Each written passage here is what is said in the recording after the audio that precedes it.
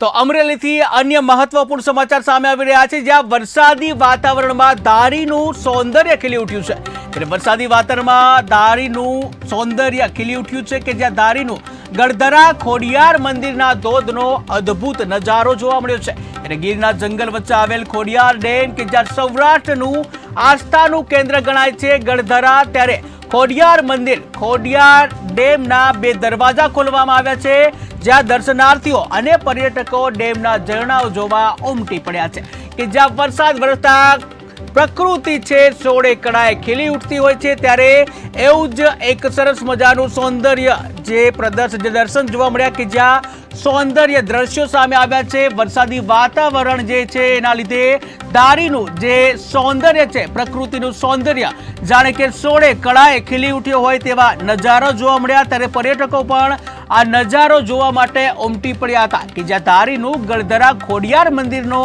ધોધનો આ અદ્ભુત નજારો છે। તમે ટીવી સ્ક્રીનના દ્રશ્યો જોઈ રહ્યા છો કે જ્યાં ધારીનું ગળધરા ખોડિયાર મંદિરનો આ ધોધનો નજારો છે કે જ્યાં પ્રકૃતિ સોળે કળાએ ખીલી ઉઠી હોય તેવો અદ્ભુત નજારો જોવા મળી રહ્યો છે, જ્યાં પર્યટકો પણ મોટી સંખ્યામાં આ ધોધને જોવા માટે આવતા હોય છે। ત્યારે સૌરાષ્ટ્રનું આસ્થાનું કેન્દ્ર ગળધરા જે છે કે જ્યાં ગળધરા ખોડિયાર મંદિર એ સૌરાષ્ટ્રના આસ્થાનું કેન્દ્ર ગણાય છે। ત્યારે ખોડિયાર ડેમના 2 દરવાજા ખોલવામાં આવ્યા છે કે જ્યાં 2 દરવાજા ખોલાતા અદ્ભુત નજારો જોવા મળ્યો। દર્શનાર્થીઓ અને પર્યટકો પણ મોટી સંખ્યામાં આ ઝરણાને જોવા માટે ઉમટી પડતા હોય છે।